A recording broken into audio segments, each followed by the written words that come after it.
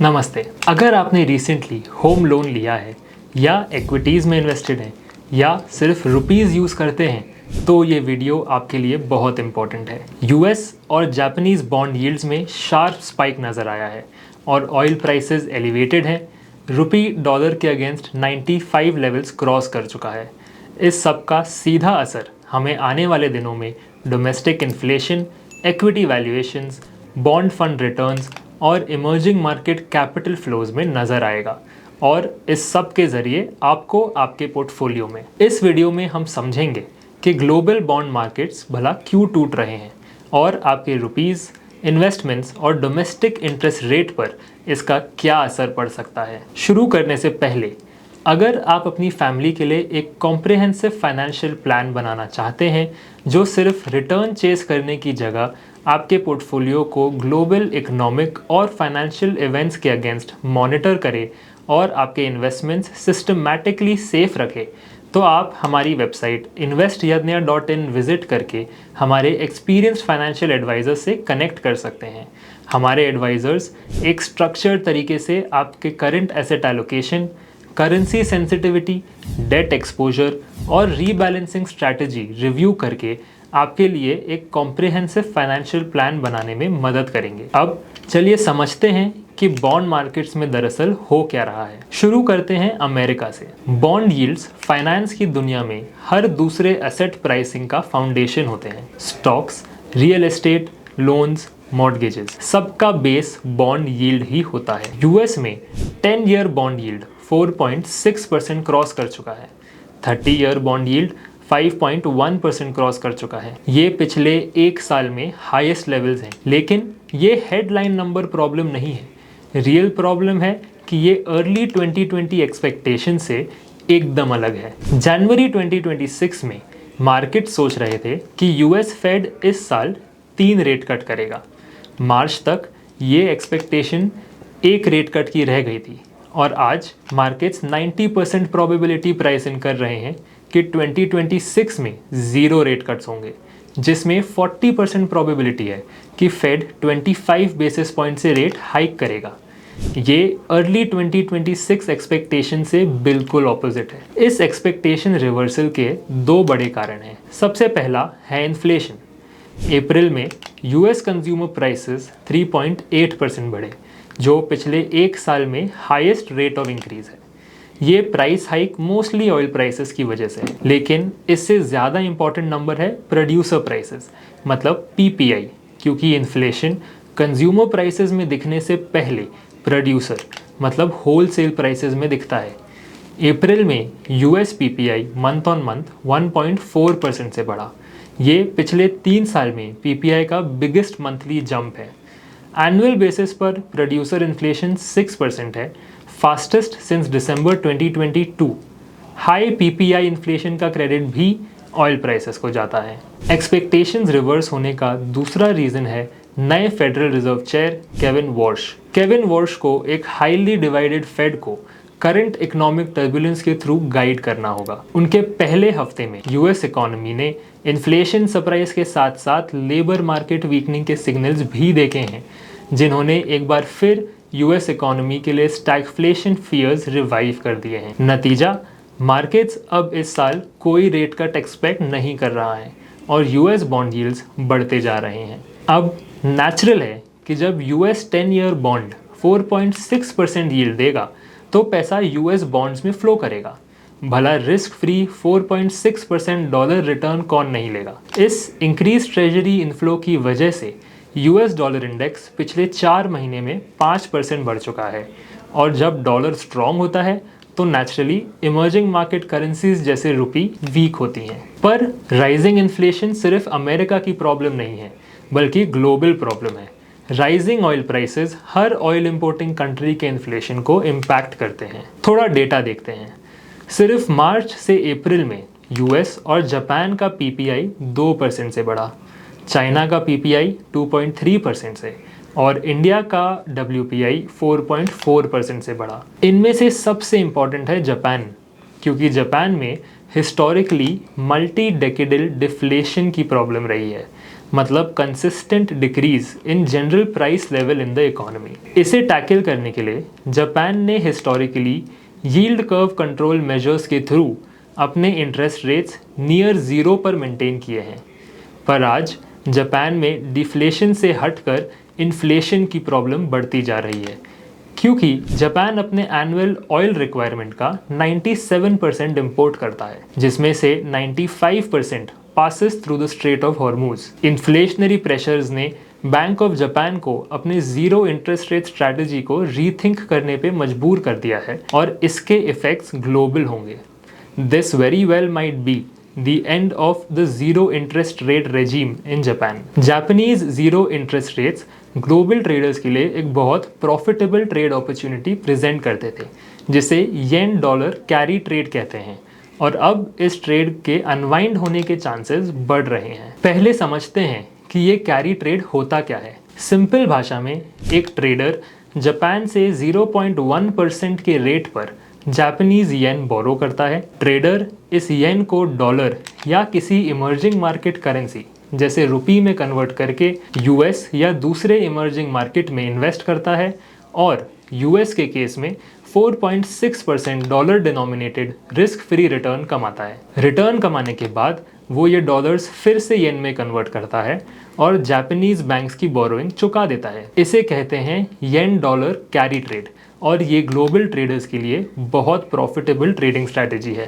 बहुत सारे yen funded carry trade flows Indian equities और बॉन्ड मार्केट्स में भी इन्वेस्टेड हैं, पर ये ट्रेड जितना ल्यूक्रेटिव दिखता है उतना ही रिस्की भी है, क्योंकि इस ट्रेड का फंडामेंटल अजम्पशन है कि बोरोइंग करेंसी मतलब येन डॉलर या इमर्जिंग मार्केट करेंसी जिसमें ये येन इन्वेस्ट हुआ हो उसके अगेंस्ट अप्रिशिएट नहीं होगी। अगर येन इन करेंसीज के अगेंस्ट अप्रिशिएट होता है तो ट्रेडर को अपने डॉलर या इमर्जिंग मार्केट पोजीशंस जल्दी बेचकर येन खरीदना पड़ता है, ताकि बोरोइंग कॉस्ट इन्वेस्टमेंट रिटर्न से ज़्यादा ना हो जाए और ट्रेडर को नुकसान ना उठाना पड़े। ये कैरी ट्रेड अब अनवाइंड होता दिख रहा है। जापान में परसिस्टेंट और स्टिकी इन्फ्लेशनरी प्रेशर्स की वजह से 10 ईयर बॉन्ड यील्ड 2.7% पर आ गया है और 30 ईयर बॉन्ड यील्ड 4% क्रॉस कर चुका है।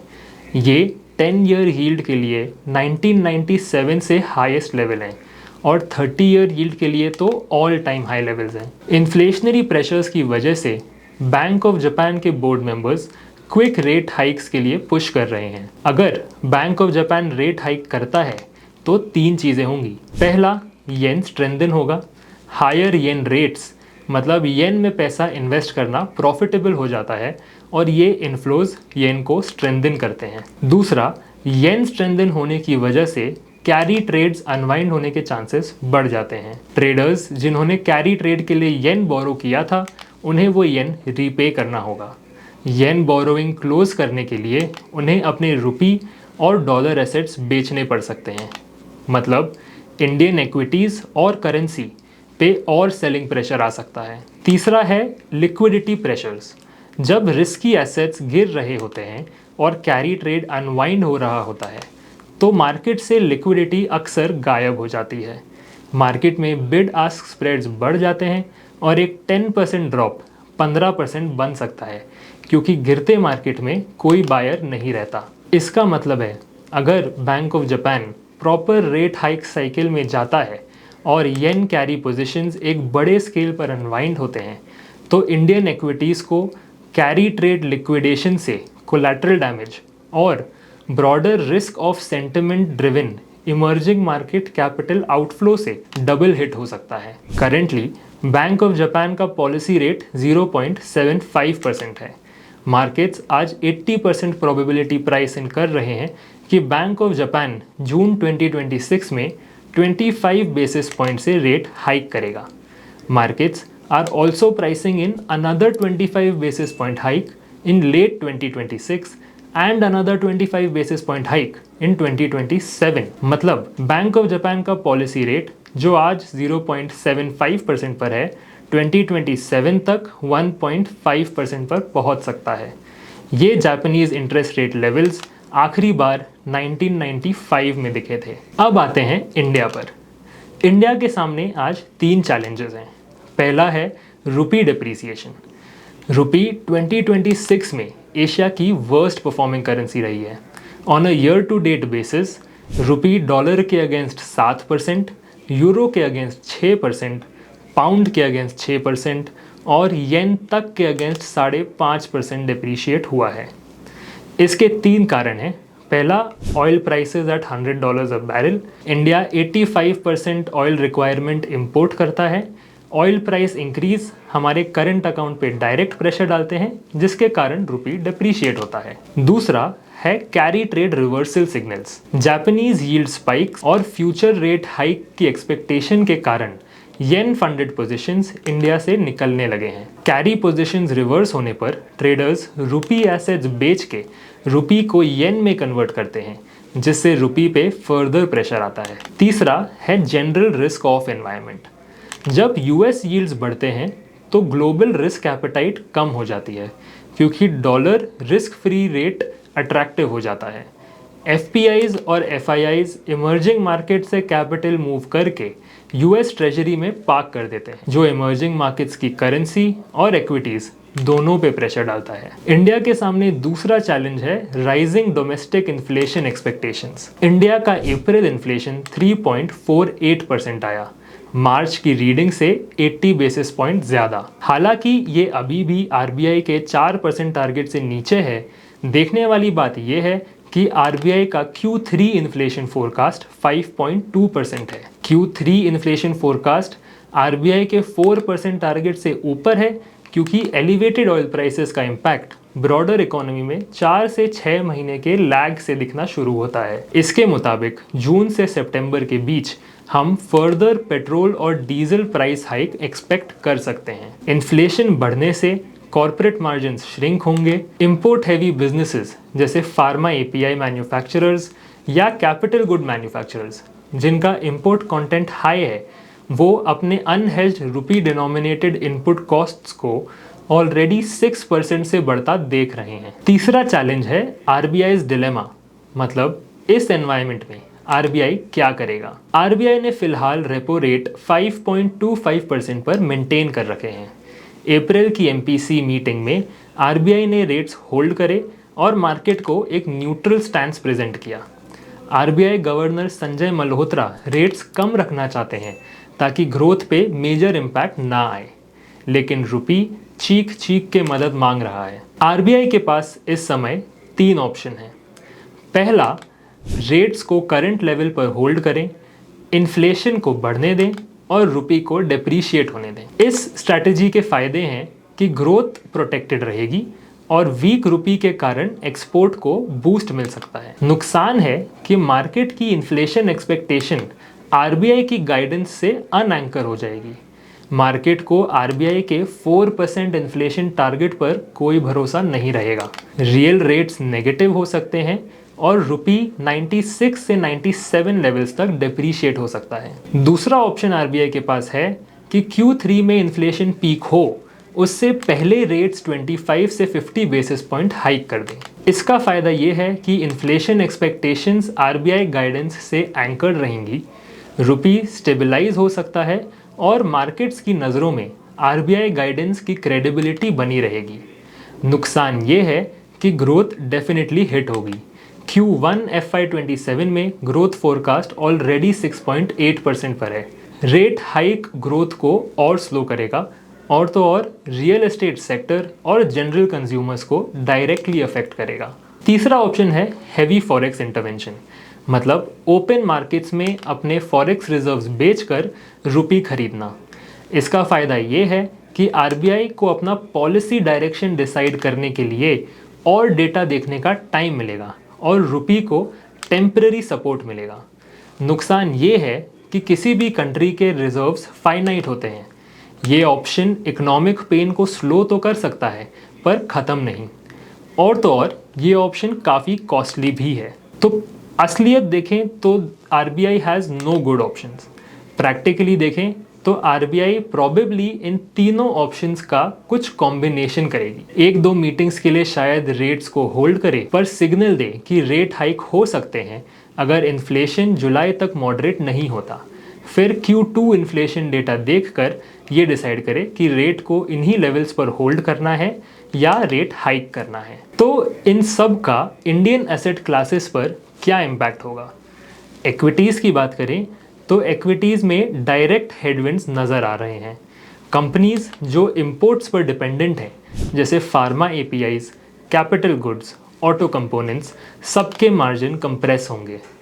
ग्रोथ कंपनीज जो चीप मनी पे डिपेंडेंट है, जैसे रियल्टी, एनबीएफसीज और high growth high valuation stocks को वैल्यूएशन मल्टीपल टाइटनिंग फेस करनी पड़ सकती है। अगर आरबीआई ईयर एंड तक 50 बेसिस पॉइंट रेट हाइक करता है और यूएस 10 ईयर 4.5% पर बना रहता है, तो इक्विटी वैल्यूएशंस के weighted average cost of capital पे डायरेक्ट इम्पैक्ट आएगा।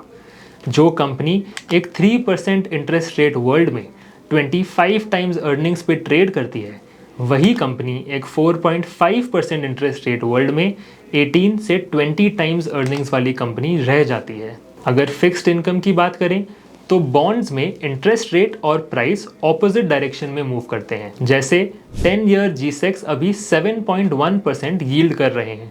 अगर अगले 3 से 4 महीने में ये यील्ड बढ़कर 7.3 से 7.5% हो जाए, तो जो बॉन्ड्स आपके पास 7.1% पर हैं उनकी प्राइस नेचुरली गिर जाएगी। लेकिन अगर fixed income as an asset class आपके फाइनेंशियल प्लान में फिट बैठता है, तो यहाँ एक मीडियम टर्म अपॉर्चुनिटी भी बन सकती है। अगर आप अगले 3 से 4 महीनों में एक लैडर्ड गवर्नमेंट सिक्योरिटी पोर्टफोलियो बनाते हैं, तो आप लॉन्ग टर्म के लिए 7.2 टू 7.3% यील्ड्स लॉक इन कर सकते हैं, जो एक medium to long term risk free return perspective से काफ़ी अच्छा है। यहाँ लैडर करना मतलब इन्वेस्टमेंट अमाउंट को इक्वल पार्ट्स में डिवाइड करके डिफरेंट टाइम्स पर गवर्नमेंट सिक्योरिटीज में इन्वेस्ट करना, similar to SIP for bonds. अगर रियल एस्टेट और मॉर्गेजेस की बात करें तो मॉर्गेज रेट्स अक्सर फ्लोटिंग होते हैं और राइजिंग इंटरेस्ट रेट एनवायरनमेंट में ये बढ़ते हैं।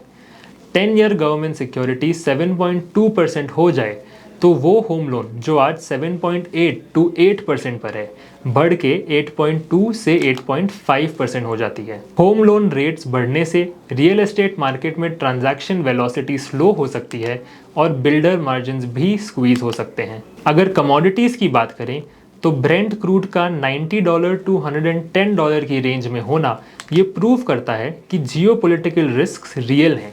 सीज फायर के बिना ये प्राइसेस इसी रेंज में बने रह सकते हैं। गोल्ड और सिल्वर तब अप्रिशिएट करेंगे जब डॉलर स्ट्रेंथ मॉडरेट होगी। कमोडिटीज़ के लिए रियल यील्ड्स मैटर करती हैं और गोल्ड नेगेटिव रियल रेट्स के अगेंस्ट हेज करने का अच्छा तरीका है। करेंसी की बात करें तो अगर RBI रेट्स होल्ड करता है तो रुपी अगस्त तक 96 से 97 तक गिर सकता है, पर अगर RBI 25 से 50 बेसिस पॉइंट रेट हाइक करता है तो जुलाई में रुपी थोड़ा स्टेबलाइज होता दिख सकता है। ईदर वे रुपी के 89 टू 90 लेवल्स ऑफ अर्ली 2026 जल्दी वापस आते नहीं दिखते। अपने फाइनेंशियल प्लान्स में रुपी को 95 से 96 लेवल्स पर ही फैक्टर इन करके चलें। ग्लोबल बॉन्ड यील्ड्स और जियोपॉलिटिक्स को हम कंट्रोल नहीं कर सकते, लेकिन अपने पोर्टफोलियो को ज़रूर कर सकते हैं। इस समय आपको अपने पोर्टफोलियो में सबसे पहले ये देखना है। पहले चेक करें इंपोर्ट एक्सपोजर। अपने पोर्टफोलियो में देखें API manufacturing, auto components, speciality chemicals, capital goods का कितना कॉन्सेंट्रेशन है। ये सेक्टर्स जनरली इंपोर्ट हैवी होते हैं और ये Q1 FY27 में मार्जिन प्रेशर रिपोर्ट करेंगे। अकॉर्डिंगली रीबैलेंसिंग डिसीजंस लें। दूसरा, अगर फिक्स्ड इनकम आपके लिए सही है तो 10 ईयर गवर्नमेंट सिक्योरिटीज़ अभी 7.1% पर मिल रही है। अगले 3-4 महीने में बना हुआ एक लैडर्ड पोर्टफोलियो आपको मीडियम टू लॉन्ग टर्म के लिए अच्छे risk free rates lock in करने का मौका दे सकता है। तीसरा, रेट सेंसिटिव सेक्टर्स से दूर रहें। Realty, NBFC lending, consumer discretionary generally rate sensitive sectors माने जाते हैं। वहीं stable dividend paying large caps, IT जिसे रुपी वीकनेस से बेनिफिट मिल सकता है, और सेक्टर्स विथ प्राइसिंग पावर जैसे फार्मा फॉर्मुलेशंस या नॉन डिस्क्रेशनरी एफएमसीजी इस सिनेरियो में थोड़े डिफेंसिव प्लेस होंगे। चौथा, अपना करेंसी एक्सपोजर चेक करें। अगर आपने रुपी डिनोमिनेटेड डेट यूएसडी में लिया है, जैसे एनआरआई लोन्स या फॉरेक्स बोरोइंग, तो इन्हें सबसे पहले हेज करें। रुपी वीकनेस ऑलरेडी इनमें 5.8% कॉस्ट कर चुकी है। इनमें एक्सपोजर अभी ना बढ़ाएं। अब सबसे इम्पॉर्टेंट बात, जो मैंने अभी सब कुछ बताया ये सब अलार्मिंग लग सकता है, लेकिन ये समझना और याद रखना बहुत ज़रूरी है कि ये साइक्लिकल चेंजेस हैं, परमानेंट नहीं। एक इम्पॉर्टेंट बात याद रखिए, ये मार्केट क्राइसिस नहीं है, सिर्फ एक एडजस्टमेंट है। ग्लोबल कंडीशंस चेंज होते रहते हैं, ऑयल प्राइसेस स्पाइक करते हैं फिर वापस नॉर्मल हो जाते हैं, सेंट्रल बैंक्स रेट हाइक करती हैं फिर कट करती हैं, करेंसीज फ्लक्चुएट करती रहती हैं। ये सब नॉर्मल है, ये सब पहले भी हुआ है और आगे भी होगा। लेकिन जब ये चेंजेस आते हैं तो लोग पैनिक कर जाते हैं और लोगों को लगता है कि अब मार्केट क्रैश होने वाला है, मेरी सारी सेविंग्स गई। और फिर इस पैनिक में लोग गलत डिसीजंस ले लेते हैं, जैसे इक्विटीज से एग्जिट और बॉन्ड्स में अपना सारा कैश डिप्लॉय कर देना। इससे पोर्टफोलियो का पूरा स्ट्रक्चर बदल जाता है। ये गलत अप्रोच है। मार्केट्स के उतार चढ़ाव के दौरान इन्वेस्टमेंट डिसिप्लिन बनाए रखने से ही लॉन्ग टर्म वेल्थ जनरेट होती है। ये inflation rising, rate rising, weak rupee, ये एक्सपेक्टेड हैं गिवन एलिवेटेड ऑयल प्राइसेस। ना ये सडन है और ना ये सरप्राइज। और सबसे इम्पॉर्टेंट बात, ये सब टेम्परेरी है। ऑयल प्राइसेस इवेंचुअली मॉडरेट करेंगी और जब इन्फ्लेशन कंट्रोल होने लगेगा तो आरबीआई रेट कट करेगा और रुपी भी स्टेबलाइज हो जाएगा। आपके लॉन्ग टर्म पोर्टफोलियो को 6 से 12 महीने के फ्लक्चुएशन से घबराना नहीं चाहिए। दूसरी बात, अगर आप अभी एसआईपी कर रहे हैं तो एसआईपी ना रोकें। ये एसआईपी के लिए बिल्कुल सही समय है। एसआईपी का पूरा पॉइंट ही है cost averaging by buying more units when prices are low. जब आप एसआईपी करते हैं तो आप मार्केट साइकिल से बेनिफिट ले रहे होते हैं। जो मार्केट डाउन साइकिल से घबरा के एग्जिट कर लेता है वो लॉस बुक करता है, और जो पेशेंट रहता है और धीरे धीरे पोजीशंस बिल्ड करता है उन्हें इवेंचुअली रिटर्न्स मिलते हैं। पर इसका मतलब ये नहीं है कि हमें अभी कुछ नहीं करना है। ये समय अपने पोर्टफोलियो को रिव्यू और रीबैलेंस करने का है। और एक इम्पॉर्टेंट बात, अगर आपके पास कोई भी प्लान्ड लिक्विडिटी इवेंट है, जैसे घर खरीदना, फैमिली में शादी, फॉरेन एजुकेशन या रिटायरमेंट, या कोई भी ऐसा इवेंट जिसके लिए आपने पहले से पैसे ईयर मार्क कर रखे हैं, तो अपने एग्जिट प्लान्स रिव्यू करें। अगर ये इवेंट अगले 1 से 2 साल में होने वाला है तो ये फंड्स फिक्स्ड इनकम में शिफ्ट करना अच्छा आइडिया होगा। इक्विटी एलोकेशन रिड्यूस करें क्योंकि इक्विटी अगले 2 साल तक वॉलेटाइल रह सकता है। लेकिन अगर ये इवेंट 5 से 10 साल बाद होने वाला है तो अभी पैसा शिफ्ट ना करें, इक्विटीज़ में रखें और एसआईपीज़ चालू रखें। मार्केट्स इवेंचुअली रीबाउंड करेंगे और अच्छे रिटर्न्स मिलेंगे। अगर आपको ऐसे इवॉल्विंग इकोनॉमिक और फाइनेंशियल इवेंट्स का इम्पैक्ट अपने पोर्टफोलियो पे समझना है और आपके पोर्टफोलियो के लिए एक कॉन्क्रीट एक्शन प्लान बनाना है जो ग्लोबल इवेंट्स को अकाउंट करे, तो investyarnia.in पर हमारे फाइनेंशियल एडवाइज़र्स के साथ एक कंसल्टेशन ज़रूर बुक करें। वो आपको एक कॉम्प्रिहेंसिव गोल बेस्ड फाइनेंशियल प्लान बनाने में मदद करेंगे ताकि आपके इन्वेस्टमेंट्स ऐसे वॉलेटाइल एनवायरनमेंट में सेफ रहें। वेबसाइट का लिंक डिस्क्रिप्शन में है। अगर आपको ये वीडियो पसंद आया तो इस वीडियो को लाइक करें और ऐसे ही और इंसाइटफुल वीडियोज़ को देखने के लिए हमारे चैनल को सब्सक्राइब करें। Thank you.